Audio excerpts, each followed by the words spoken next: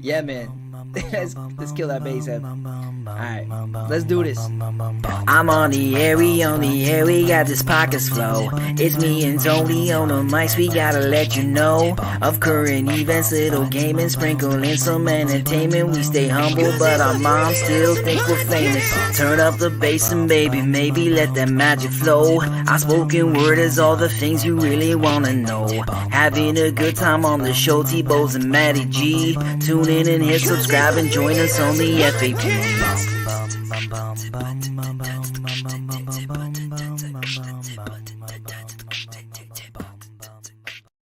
Welcome back, everyone, to the Freaking Awesome Podcast. I am your host, Anthony Bowes, and today's show is, of course, brought to you by our wonderful sponsors, which are CR Sabers and the Blue Bulls Outer Rim Saber Parts Shop.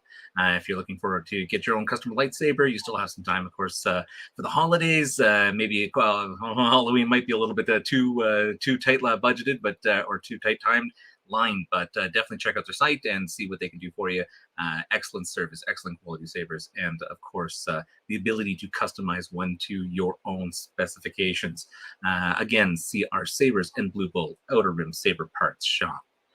Today's guest is one really fantastic guest. I'm really excited to have him on the show, and looking forward to for all of you to, of course, meet him. And he is, among many things in this world, a musician, artist, drummer, playwright, and self-proclaimed Huguenot.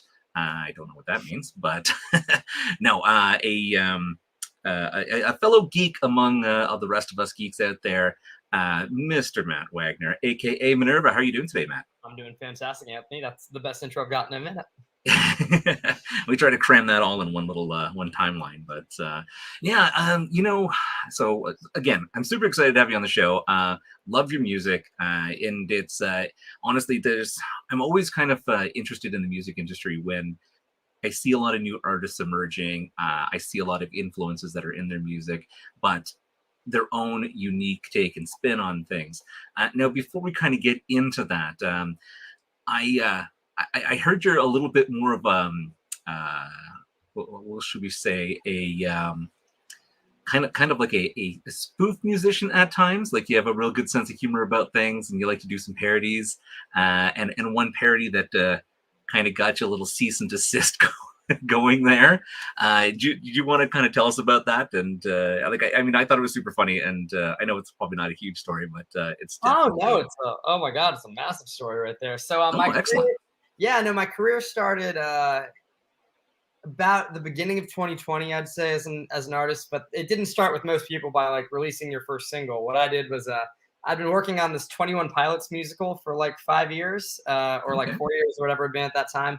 And it really wasn't a parody. Like it was a very real, serious thing. Like basically, I took like the idea of like taking like American Idiot like and making a musical, and was like, someone should do that for like Blurry Face by 21 Pilots. That'd be dope. Yeah. And so I took it pretty far. I like wrote a whole script myself. I did a workshop in Nashville. I put on a little pro bono production in New York City off Broadway, and it made a trailer for it, released it, and it went very viral. And before I knew it, I had like half the fan base was like, he's brilliant. Half of them were like, oh my God, you disrespectful fuck, please kill yourself.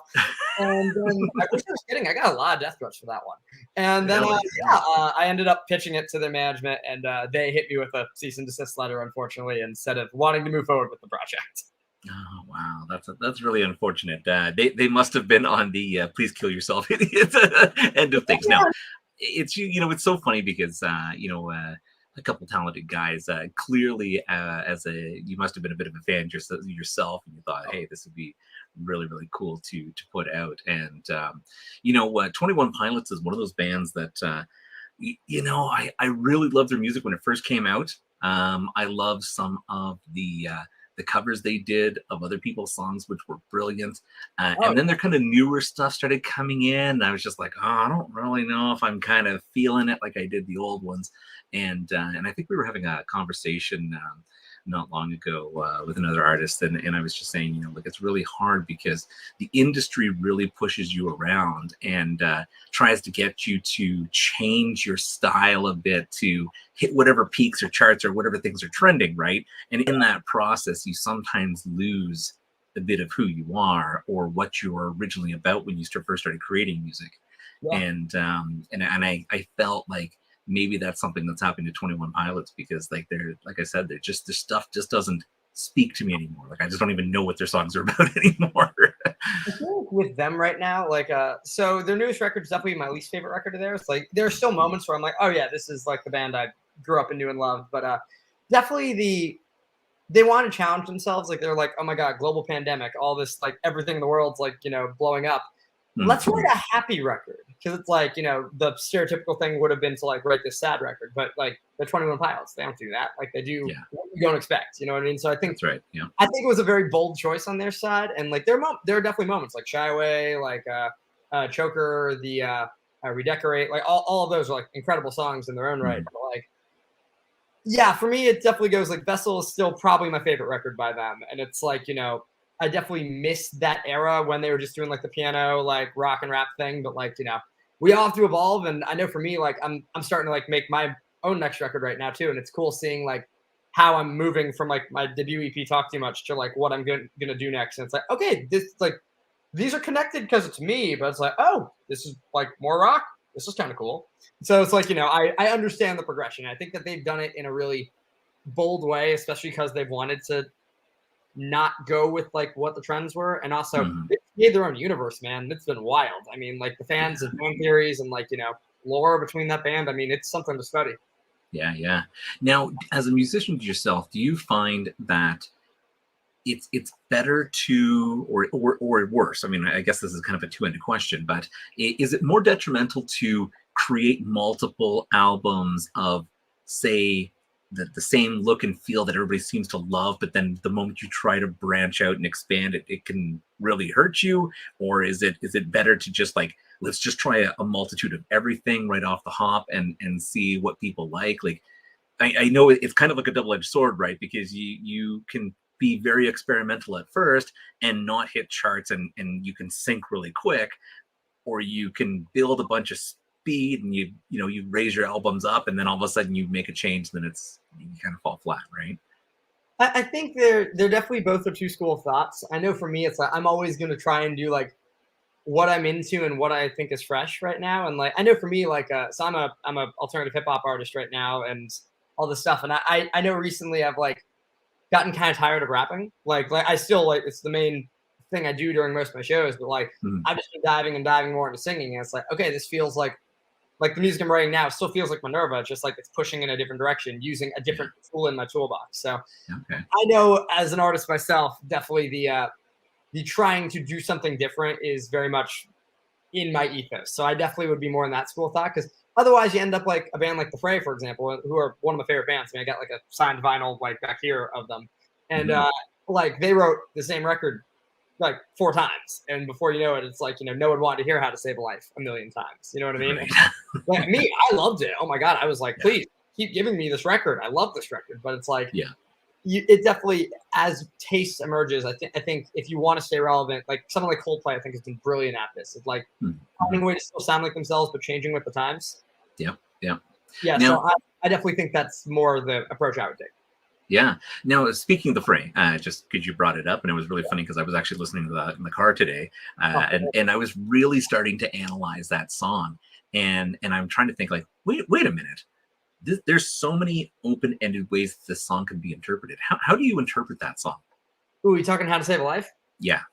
So I definitely know what it's about, because so The Fray is like the reason I'm here, if that makes sense. Like they were I remember hearing like You Found Me in like, I would have been like 6th, 7th grade or something like that, and being like, I want to do that. I want to do that with my life. And like there's something about that song that just really hit me, and that was what got me on this entire journey. But yeah, I would say, so for How to Save a Life, I mean, it's about him going to a youth camp and like seeing all these kids who are like, you know, like in juvie, or like, you know, like getting into drugs, and basically being like, you know, well, why are you doing this? And they're like, well, it's not like anyone cares anyway.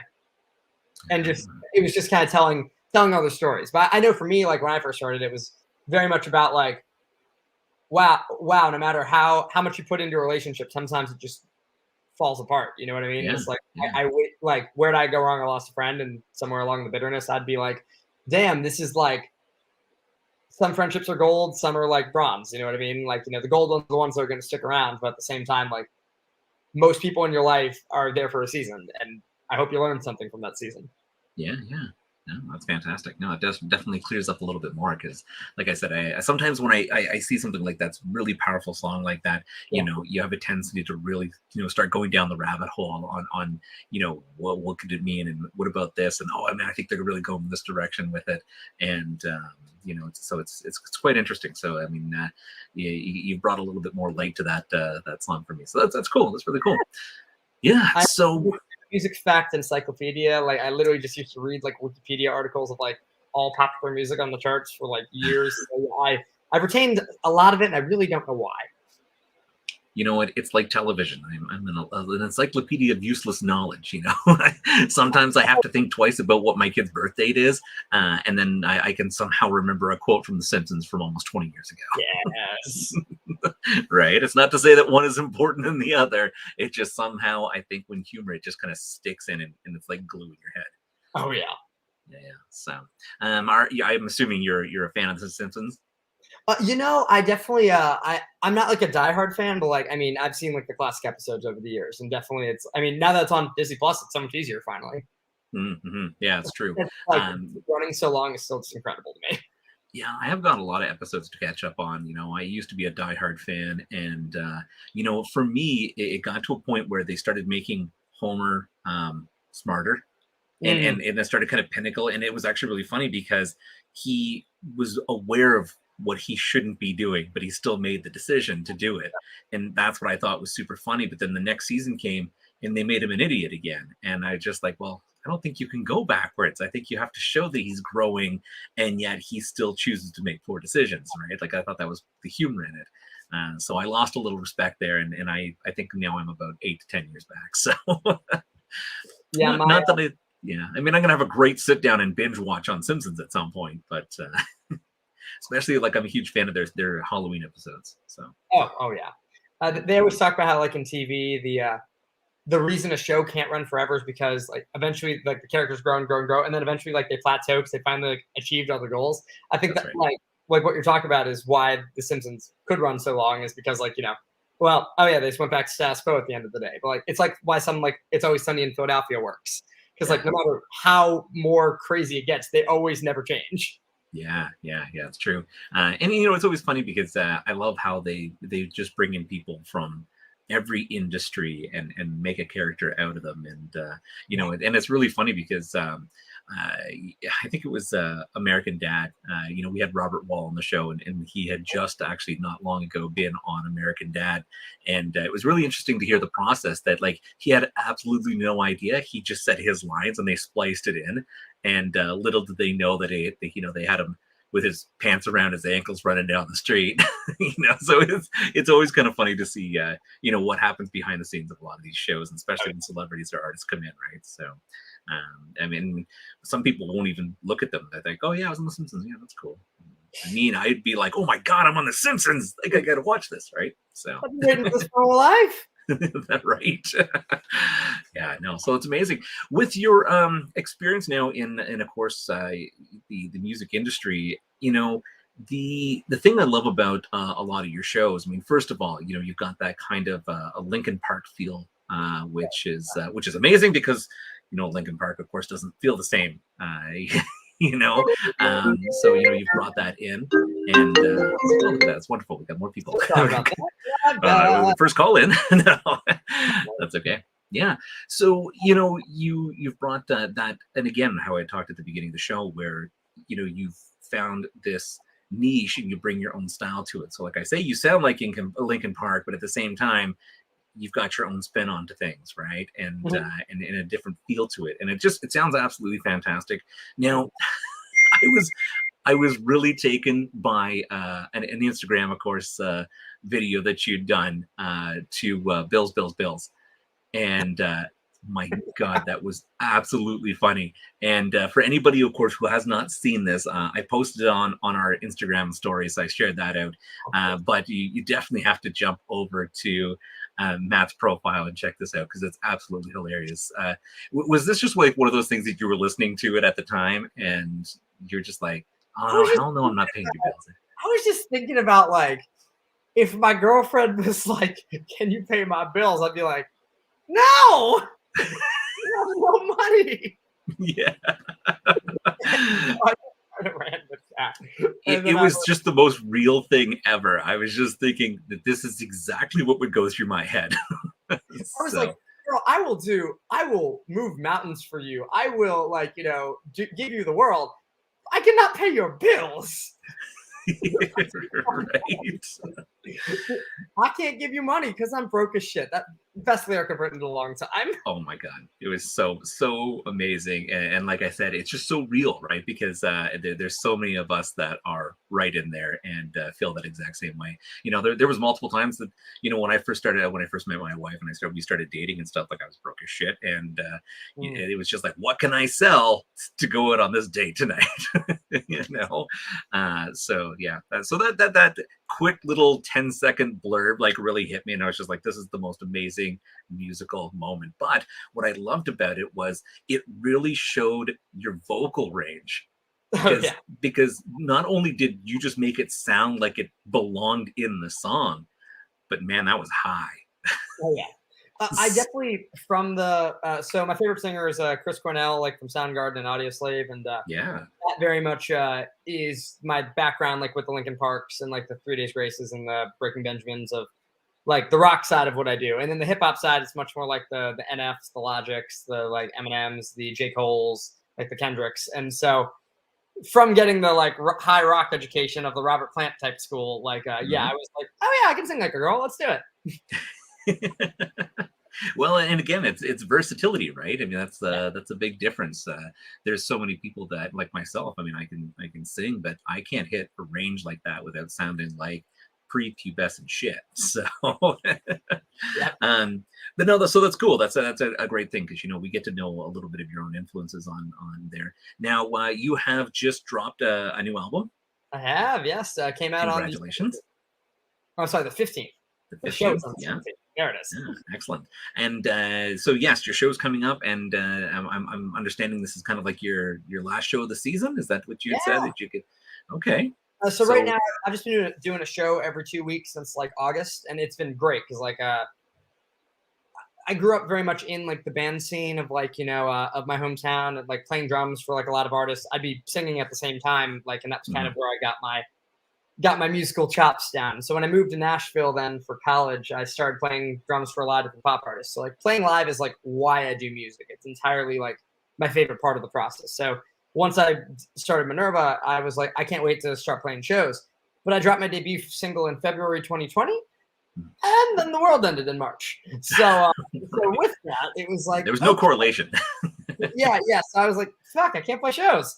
And that really got to me for a long time. So as soon as I got back to Nashville and the world started opening up again, I was like, okay, I gotta book these shows. I gotta finally build this band that I've always wanted. And it's really cool because like from playing a show every 2 weeks, like it's really hard to get people in the audience because they're like, oh, I've seen a show, or oh, I'll see the next one. But it's like just being able to build the band up. Like the band sounds so good, and it's like everything I've dreamed of. It's like guitarist, drummer, and me like doing utility. Like I'm playing like keys, floor tom, like tracks, whatever I need. And it's my music has never felt more like what I've wanted to in my head. Because like on recording, obviously you have all the bells and whistles, but like the energy of live is always what I miss.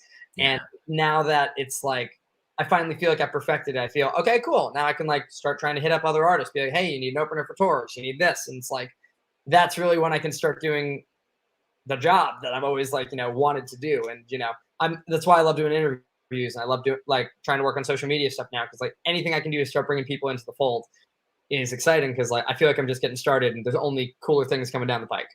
Yeah.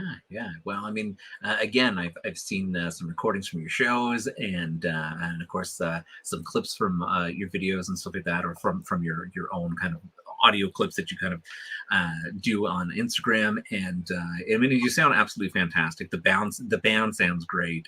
You guys definitely have some really good stage presence, which is fantastic, and quite the performance. But what about the name Minerva? Why did you go with Minerva? Yeah, so Minerva comes from so I was working at a guitar shop in 2017. I was like, it was my last day on the job, and I was like, God, there's got to be more to life than this. This is really just not. I don't like working a 9-to-5 corporate job. And then I was on shuffle, and it's reversed. I started listening to this band right over here, Deftones, and basically they have this one song called Minerva, and I don't know why, but when I heard it this time around, I was like, "Yo, what if someone took like the sonic components, like with the atmosphere synths and the shoegaze guitars? What if someone took all that and like put like trap drums on it, and like that was like an artist?" I was like, "Oh my god, I think that's what I want to do for my sound." And so that was really what got me started on the journey. And so I looked up Minerva and found that it was the Roman goddess of wisdom. And I was like, okay, cool. That's right. I'm gonna use this moniker and this sound to like share my story and my own personal wisdom, like with the world. And I want to turn the conventional wisdom of alternative music on its head. No, it's very cool. It's very cool. It's wonderful that people aren't just spinning the R, taking something out, right? I mean, you've got a lot of meaning behind it, and it's really cool and very fresh. Now, I normally would have a few more questions for you, but of course, one of the few things that our listeners love on the show is we've got what are called our slightly slower than average rapid fire questions, and I know we are short on time, so I really want to get some of these in. Yeah. There are no right or wrong answers, of course, to these. This is, again, just for our listeners to get to know you a little bit better, with hopefully some slightly fun results along the way. Question number 1. What made-up word would you register into the English language? Spumoni. Sorry, spumoni? Spumoni. Do you have a definition for that? Not whatsoever. This was the first thing that sounds. Okay, no, it doesn't have to be, but sometimes it could be, like you're like, I just say this because of something. But no, it's cool. No, I know what I do. I do Bidoof. It's a Pokemon, but it's what I say whenever like something like ridiculous happens. I'm like, Bidoof. Okay, I like that one. Yep. What's the scariest dream you've ever had? I got into a chainsaw fight with my ex-girlfriend and ended up getting my leg amputated Saw style. How did she what did it look like on her end, though? Did you at least put up a good fight? I tried my best. She definitely knew some jujitsu, and my dream was very accurate. It was like, this is what would have actually happened had she tried to murder me. And it did not go in my favor. And I was just like watching my leg like, ah! And that's the moment where you wake up and realize, like, thank God we're not together anymore. Exactly. It was good. It was very much it was when I knew I made the right decision. Because it only could have gotten worse. Yes. Okay, if you could have a superpower, what would you have? Teleportation, easy. Really? Okay. Oh my god, I love traveling, but I don't have enough money to do it, and it would I have a lot of family who lives in Hawaii as well, so like the thought that I could just like get there like that, no like if ands or buts, I'd be like, that'd be so great. That's cool. Yeah, no, I like that one. That's teleportation is one of the and also especially the busier you become. My God, wouldn't it be just a fantastic? You don't have to be on a tour bus. You don't have to be on a plane. You just, I'll meet you at the venue, guys. And I hate driving too. So I'm like, oh my God, the idea of just doing that and being there. Oh, so nice. Yeah. Fantastic. Yep. What's your earliest childhood memory? I was 3 years old. I was playing blocks in my room with my parents and just found out we couldn't go visit my cousins in Hawaii that year because we didn't have the money yet. So I'm just playing blocks like, I want to see my cousins. Okay. Yeah. Probably the first earliest memory. Yeah, no, I get that. I mean, I gave up. I remember giving up a chance to meet the Queen in order to go and hang out with my cousins. So yeah, that's always. I don't know. I kind of look back and think, oh, what if? Oh well. That's right. What makes you happiest? Feeling heard. Like nothing pisses me off more than being ignored, which is why I'm a loud rock artist. Okay. So it's like you can't ignore me. It's one thing for someone to like hear you, then it's another for someone to like listen to you, and like I think that's like I think everyone has something to say, and I think that it's so easy to just be drowned out with all the noise that's in the world. Mm-hmm. Okay. And so like just even if it's like just a one-on-one like loved one thing, it's like, wow, you hear me. That's huge. Yeah. No, that's good. That's cool. If you could speak a foreign language, which one would you choose? Italian, because I want the food. Fair. No, Italian's been very popular lately. That's cool. Oh, yeah. Okay. If you could go and live in any decade, and it doesn't have to be one that you were born within, which one would you choose to go? Okay. I would do 2040. 2040. I want to see where the world's going. I feel like we're in such a transition phase right now where it's Yeah. like everything is so new every minute. And it's like, the world, I feel like the 2010s were 2 decades in one. Like, I feel like 2010 to 2015 was so different than like 2015 to 2016. Yeah. Part of that may just be because I was in high school for half of that and then college for the other half. But like with the Me Too movement in the second half of it, and just the way entertainment has been different. Like, I feel like pop music literally lived through 2 decades with the rise of bedroom pop and everything else. Like, Yeah. changing from like the TikTok, like Katy Perry, like TikTok, like Kesha. I mean, like kind of vibe. And so I feel like by 2040, society is going to look unrecognizable. And I really am excited to see it.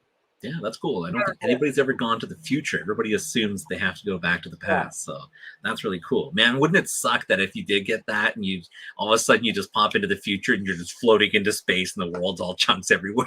And you're like, go back. Yeah, it would also be like, okay, well, like, let's see how much time I got left. Right? Yeah. To do before this happens. Exactly. Roll it back slower. Yeah. Exactly. Yeah. All right. This one's been a popular one lately. Okay. Toilet paper flap inside or outside? Oh, outside, easy. Outside. All right. Okay. Yeah, that's a good call. So I'm the same way. First movie that ever made you cry? Probably Bambi. Bambi. All right. Like with that opening scene, but the first like audible one I can remember. Oh God. One that always gets me is 500 Days of Summer. Actually, I always love that movie. Like I watch it constantly, like just once a year, because I feel like I get something new out of it each time. But like Really? I feel like I've been both of those characters at different points in my life, and I just I always feel very. It's not like a heavy cry. It's more like I tear up and just feel very touched by both of their stories of fear of commitment and overcommitment. Yeah, that's cool. Yeah, I like that. Do you believe in aliens? They definitely exist. I don't think it's scientifically possible for them to arrive. If it was, I think they would already be here. Okay, yeah, that's fair. How would you spend $100 million?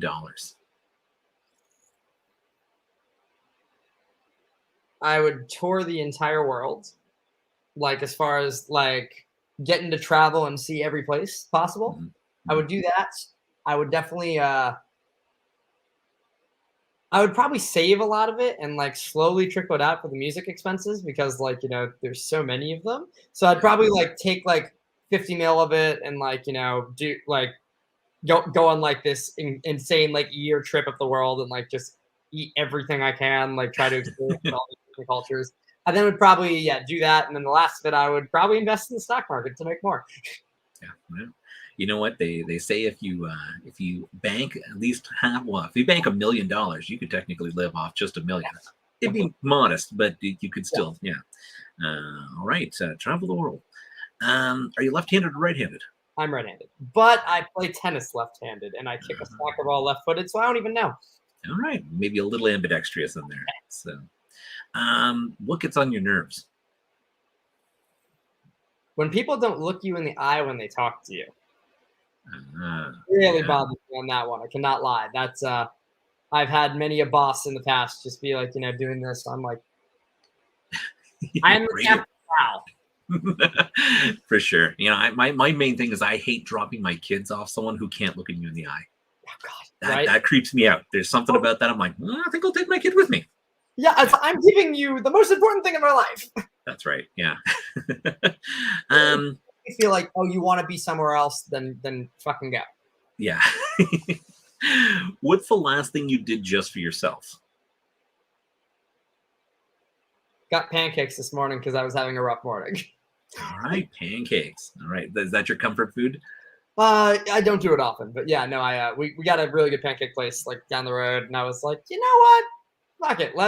I want just pure sugar this morning. Yeah, yeah. You know, pancakes are one of those things for me that I really enjoy when I have them, but I can have them once and I'm good till next year. Yeah. Yeah. So, um, are you an iPhone or an Android user? iPhone. iPhone. Yeah, it's the way to go nowadays. What do you do when you can't fall asleep? Don't sleep. You just don't sleep. I wish I was kidding. Like, actually, I will just.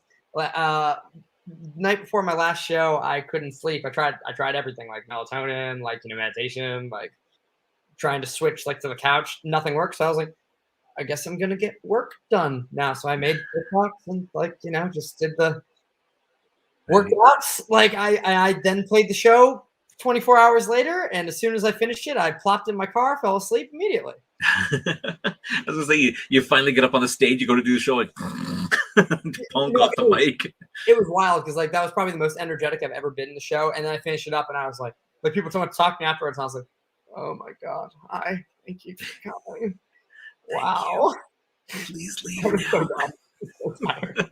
Yeah, no doubt. What activity makes you lose track of time? Chess. Chess. Yeah, that's an easy one. I can go on a 4-hour chess bender like that, and it is dangerous. I love to hear this. You don't hear a lot of people playing chess anymore. I'm a huge chess fan. And yeah. My roommates kicks my ass actually, and so because of that, I'm like constantly trying to hone my skills, and I'm pretty good if I'm being honest. Like I've been playing since I was a little kid, and like I did like tournaments back in the day. But he's just fucking brilliant. I'm like, oh my god, how do you do this? You know what? Because of things like that, I actually created a board game that was it's actually a deck of cards that you play with chess. That changes the way the game is played, so you no longer could think 3 steps ahead. You have to play in the now only. Oh, okay. Yeah, so it's quite neat. It really speeds up the game. It's super fun. So yeah, if you're really struggling, let me know. Just something else you can get in with it still involves chess. You know, I've had people tell me that especially like real diehard chess people say, you know, this is a fantastic game, but be prepared for people to want to kill you, because the diehard chess people are going to say, I hate you for changing this because chess is already perfect, but you're bringing people back into chess, so I've got someone to play with, right? So I'm very curious now. Yeah. No, it's I mean, my whole purpose was trying to get people back to playing chess. But with all the strategy games out there, I couldn't understand, like, why are people not playing one of the most original strategy games out there? So well, things like the Queen's Gambit helped so much. I mean, you saw the popularity of chess just skyrocket after that. That's right. Yeah. So I don't know. Life is math. Math makes sense. The chess is the best version of that. It's a problem that has not technically been solved yet. Okay. Yeah, cool. What's the best thing you've ever eaten? Oh God. This is nothing fancy. I went deep sea fishing with my uncle one time, and we caught a 300-pound tuna, and he just cut a piece off of it and gave me like the sashimi, like right after we like got the fish.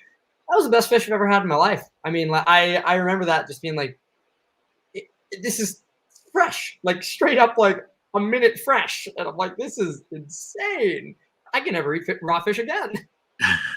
I'm not a big fish fan, and I feel it's because I have only had like fish sticks or like, that really crappy fish that people have been kicking around for a long time. People tell me all the time, if you eat fresh fish, it's absolutely fantastic. And yet I have never probably had fresh fish in my life. So yeah, so well, there you go. It is a wonderful thing. I'm not going to lie. Okay. Well, I will have to then still find a place to try that at some point.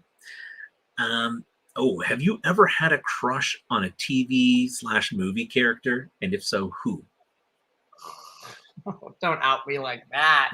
No, it's got to be at least one embarrassing thing. Oh, yeah, it definitely is. I was in love with Hinata Hyuga from Naruto as a kid, and she still could have my children. It's fine. I to this day, I still make fun of Magic G because his was Miss Frizzle from the Magic School Bus. Oh my God, that's amazing. So I was just like, I don't know if anybody can ever top that, but let me tell you. Better than mine. I can't lie. Yeah. And the last question I have for you today, of course, is what is the most favorite podcast you've been on in the last 12 hours? You know, the freaking awesome podcast has been pretty good. I can't lie. All right. Well, I'll take that. It wasn't totally committal, but that's okay. I'll still accept that. No, I was gonna say I haven't been in any other ones today, so you guys got it. But this has been fun. Yeah, that's exactly why we tried to do it only within 12 hours. Sometimes we thought about narrowing the gap just a little bit. Well, it's been wonderful having you on the show. It's 1.9, man. You're getting close. That's right. Well, Matt, it has been fantastic having you on the show. Like I said, I know we are very tight on timeline, and you do have a place to be, and I really want to accommodate. But before you do go, do you have any social media links, websites, way people can find your album that you'd like to pitch? Sure.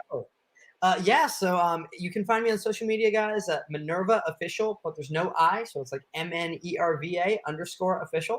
And yeah, you can follow me on Instagram there for all the show details for everything I'm doing and other fun content. And you can follow my TikTok for new little mashup stuff. I take popular songs and put them together for fun because that's what the people like, and that's a big part of how I got into music in the first place. And then also on my TikTok, I wrote a musical, so yeah, you can go try and find little snippets of songs over there as well. And then you can find my album, guys, Talk Too Much, on all streaming services, so Spotify, Deezer, Apple Music, Tidal, all of them good ones.